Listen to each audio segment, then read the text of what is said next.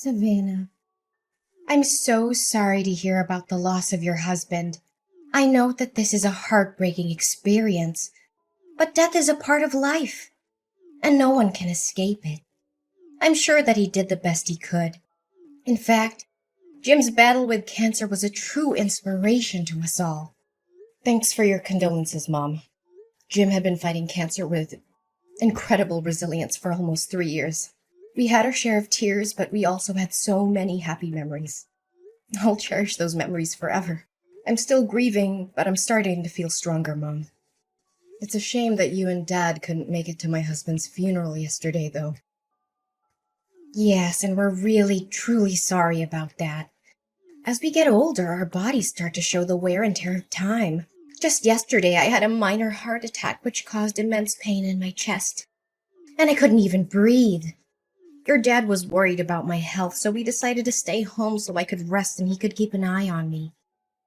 I apologized for not being able to be there for you, Mom. I hope you understand that I've been preoccupied with my husband's funeral. You know, it took time with the arrangements and stuff. Anyways, do you feel better?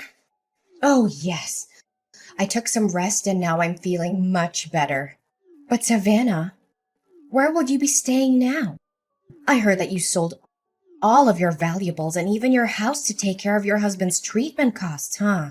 About that, I know this is a big ask, but I'm wondering if you would be willing to let me stay at your place for a while? I'm completely broke and I'm really struggling to make ends meet. I promise that I'll work as hard as I can to get back on my feet. I'll also start saving money to rent my own place as soon as possible. Well, we'd be glad to help you out, but I have received word that you are in a state of financial distress as a result of your association with loan sharks. Is that correct? Yes, Mom, I'm also dealing with those people. Honestly, my husband's medical expenses were too expensive for me to handle, and he didn't have health insurance. I went to the bank, but they didn't agree to lend us any money due to my bad credit score. I really had no other choice but to borrow from loan sharks. Honestly, I can't believe that you're stupid enough to get a loan from those gangsters. I know that they've been to your house and workplace several times demanding payment, and they even beat you up a few times. Is that right? How did you find out about that? Well, if you already know, then I have no reason to hide it anymore. It's true what you just said. They began by threatening me, but their aggression escalated over time, culminating in violence. I'm sorry I didn't tell you sooner, but I didn't want to worry you or anyone in the family. Have you lost your mind, Savannah? Seriously, if I let you stay in my house, those racketeers would show up every day and cause us a lot of trouble. How will me, your father, and your brother live in peace, knowing that there are criminals who could potentially harm us? What kind of person are you, putting your own family at risk like that? Please, Mom, just hear me out, okay? I know loan sharks are dangerous, but I'm doing everything I can to pay them back. This is a difficult time for me, but I promise it's not forever. I'll work tirelessly to pay off my loan. I'm so close to being debt-free. Then everything will be solved. Close to being debt-free? Don't make me laugh. You think I'm stupid enough to believe that? How are you going to clear your debt with the nickels and dimes you earn every month? Your monthly salary isn't even enough to cover your basic necessities, let alone paying your debt. Save your breath. Don't even bother trying to convince me to let you in my house. Please believe in me, Mom. I'm working 2 jobs and I'm cutting back on all my expenses. It'll be a matter of time until our family ends up broke because of your stupid debt. Look, I know for a fact that if I ever let you set foot in my house, you're gonna come crawling to me, begging for help with your financial issues. Or even worse, you're probably gonna rip off all of me and your dad's money. Mom, I know you're angry with me, but I'm begging you to have some sympathy for Joey. She's your granddaughter and she's only 6 years old. If we don't have a place to live, we'll be on the streets. For real. Can you imagine your only granddaughter living on the streets? Stop whining and complaining. I'm not falling for your trap by mentioning Joey. You think you're so important because you gave birth to Joey? Well, guess what? She's not my only granddaughter. I also have your brother, Max. And when he gets married, he'll give me even more beautiful grandchildren. Okay, fine. I can understand that I'm not welcome in your house, but I'm only asking you for one favor. Can you please let Joey stay with you guys? Considering my current situation, I'm afraid I won't be able to provide my beloved daughter with enough love, care, and a good environment for her to develop both physically and mentally. I promise to make a plan to pay off my debt and not to let it impact our family's finances. Just please allow Joey to live with you guys. Well, maybe I can agree with that. But give me a few minutes to think. Wait, I just thought of something.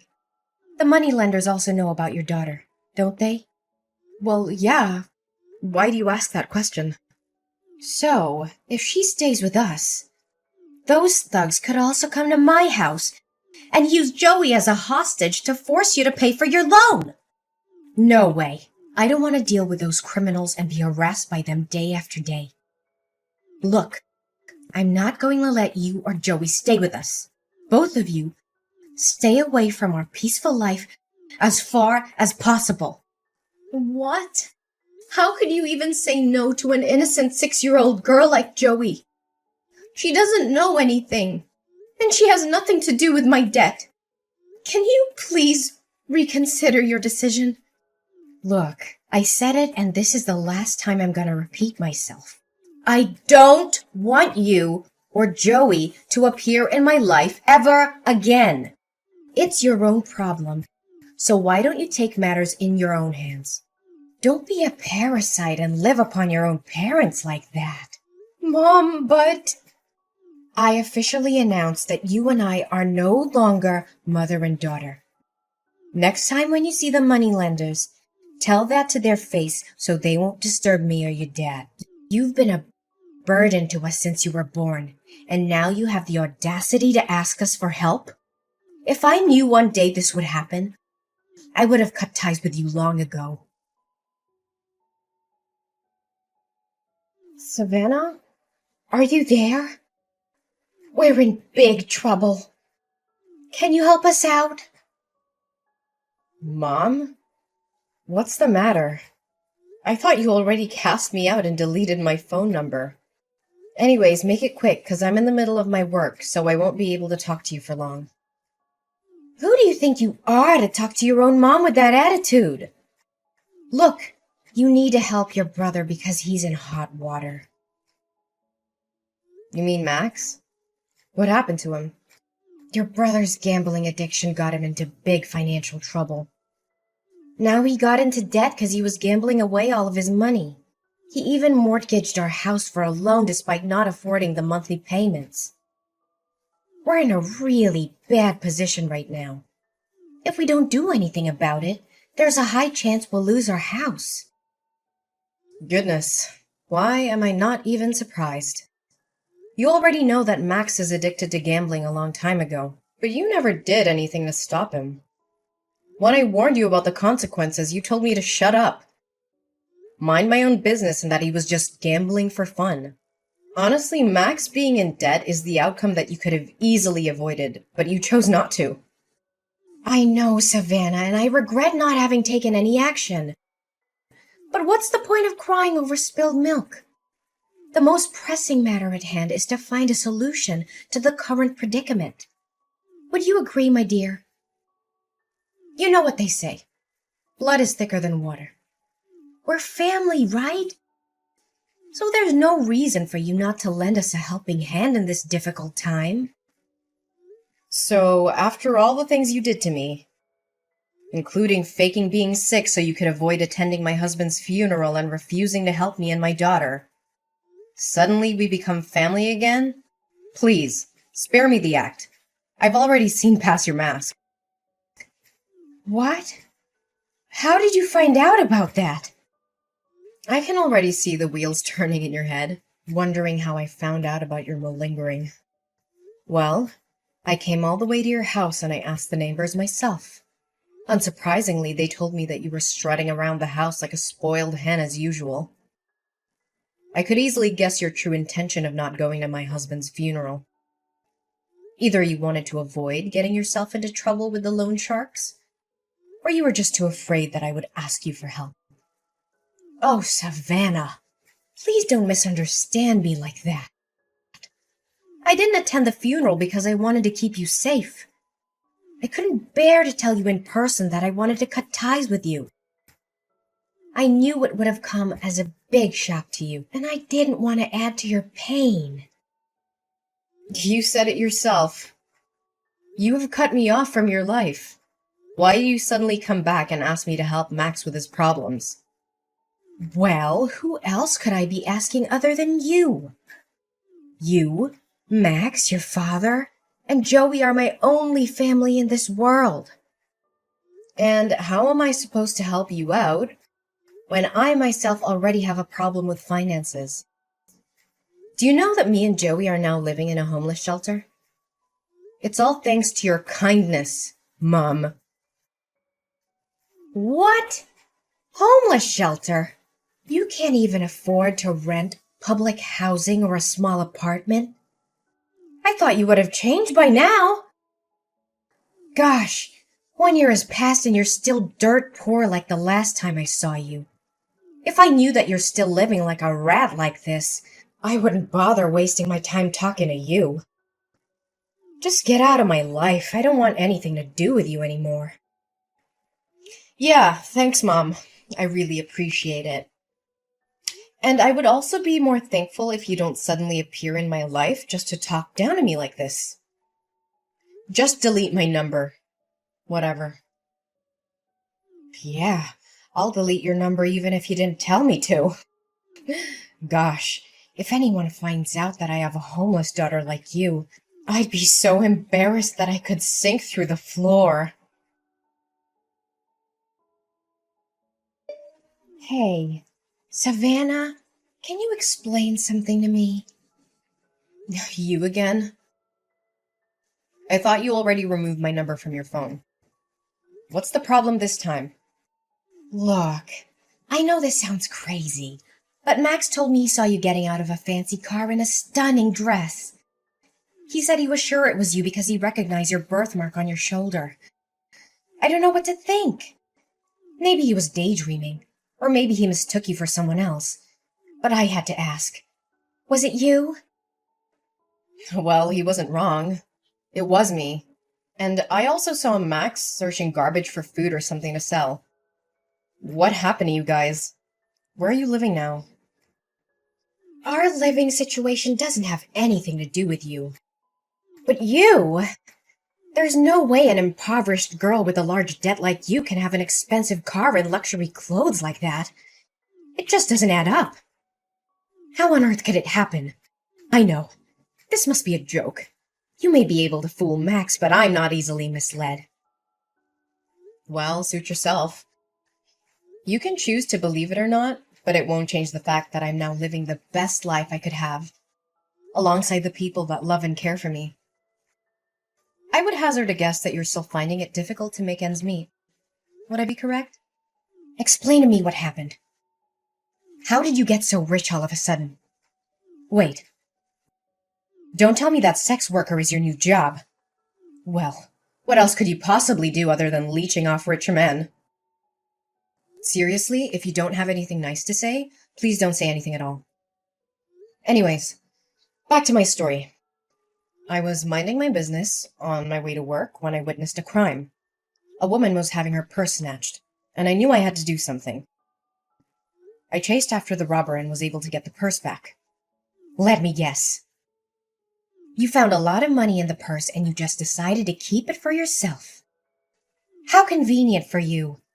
If I had known how quickly you can make money like that, I would have told Max to do the same thing. Could you stop interrupting me like that? Goodness, you're just as impolite as the last time we talked to each other. Fine, fine. Go on. I can't believe you dare to talk to your own mom in that manner. Okay, so after I returned the purse to the woman, she invited me to dinner. We shared our stories with each other, and it turned out that she was a wealthy woman named Daisy, whose husband, Mr. Johnson, owned a famous fine dining chain. Mr. and Mrs. Johnson couldn't have children together. So after hearing my story, They expressed their sympathy and decided to adopt me as their daughter and Joey as their grandchild. They were also kind enough to help me pay off the rest of my loan. Whoa, hold on right there. So you're telling me you were adopted by a wealthy family? I thought that only happened in fairy tales. How could you strike it lucky like that? This is totally unfair. You're living the high life while we're stuck living in a tent on the streets. Unacceptable! Well, I guess that's what they always say. When one door closes, another one opens. Actually, it's not unfair at all. In fact, you guys got exactly what you deserved. You ruthlessly told me that you no longer considered me as your daughter anymore. And neither Dad nor Max lifted a finger to stop you. You were all on the same boat, determined to kick me out of the house without even a moment's hesitation. What's even more devastating is that after finding out I was living in the homeless shelter, you didn't offer to help me. On the contrary, you even had the nerve to turn your back on me one more time. Honey, I know what we did was totally wrong, but we don't deserve to be punished like this. Look, Savannah, Mrs. Johnson seems like a kind woman who would be compassionate to what we're going through at the moment. Would you please ask her to adopt your brother as well? Maybe then she would let us stay in her big house. Abigail, you really have no sense of shame, do you? Why would Mrs. Johnson adopt Max when he still has his biological parents on his side? You and the rest of our family abandoned me when I needed you the most. And now that my life is finally starting to look up, you come crawling back to me, expecting help? What kind of person are you? Honestly, you shouldn't have shown your face at all. Savannah, please have mercy on us. I never thought things would turn out this way so quickly. Please think about all the years I've spent raising you to be the beautiful young woman you are today. I appreciate all the time and effort you put into raising me, but I can't forget how you abandoned me when I needed you the most. You were the one who cut ties with me, and you treated me like I was some kind of plague. You didn't even bother to weather the storm with me when I was at my lowest point. Honestly, how could you do that to your own flesh and blood? I know. But please think about Joey, too. I bet she misses seeing her uncle and grandparents very much. You know what? I was the one who introduced you to Jim, your late husband. Do you remember that? You two were so good together, and all of your friends were so jealous when you got married to Jim. Yeah. You wanted us to become a couple because you were after his money. But then you strongly disapproved of our marriage when you found out he was an orphan. And after we got married, you encouraged me to divorce him when he got sick and his company went bankrupt. But I was determined to stand by my husband's side. So now you want me to thank you for introducing me to Jim? After everything you've done? You're shameless, Mom. Completely shameless. Oh, come on, sweetheart. Don't you see? Everything I did was for your own good. If you had divorced Jim like I told you to, you wouldn't have been deep in debt like you were back then. It was you who chose not to take my advice. So why are you blaming me for not helping you, huh? Look, just have a word with Mr. and Mrs. Johnson. Tell them to let us move into their house. Seriously, after getting to know how you treated me? Mrs. Johnson was livid with you. I don't think she even wants to see your face. So don't waste your time begging anymore. It's no use. Why did you appear at my wedding? I don't recall having invited you. And more importantly, how did you find out about it? Oh, Savannah. You might not know it, but I was watching over you the whole time. I know everything about you and your new family. You mean stalking me? Good joke. But serious talk here. You could have chosen anyone. But why an ordinary cashier like Michael? That part I can't understand. I mean, I didn't even know that job exists. Well, there are more important things in a marriage than money, you know. Michael always lights up my world with his positive energy, and we truly love and cherish each other. By the way, I've had enough of your constant texts and calls. I'm also tired of you showing up at my front door and making a fuss. I know Max got himself into trouble again, but ain't no way I'm gonna help you guys. I've already agreed to send you a monthly allowance and rented you a small apartment. That's the best I can do. Please help us, dear daughter. Max got back to his old way again. He swindled the money you sent me, gambled it all away, and ended up in debt again. And I can't believe he was stupid enough to actually steal a car and got caught by the police only 30 minutes after that. Now the victim demands $50,000 for restitution, or else your brother will be sentenced to 5 years in prison. Please do something about it, Savannah. I know you told me about that, but this time I'm not going to help you anymore. It's all your fault that he became like this. You didn't do or say anything to stop him, and you tolerated each and every one of his crimes. Now it's time for him to man up and take responsibility for his action. Please, honey. You know Max is my precious son. I can't stand seeing him being locked up in jail like that. You saw me kneel down and beg for your forgiveness at your wedding. Didn't you? I know we did you wrong. But please give us another chance. It's none of my concern. You should consider yourself lucky that I even let you sit through my whole wedding, even though you cried and made a scene the whole time. My adoptive parents were this close to calling the bodyguard to kick you out. I told you already. I'm not going to help you anymore. Max has to learn his lesson, and so do you.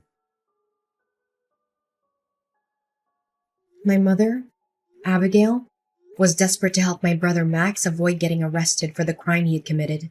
She couldn't afford to pay the restitution the court had ordered.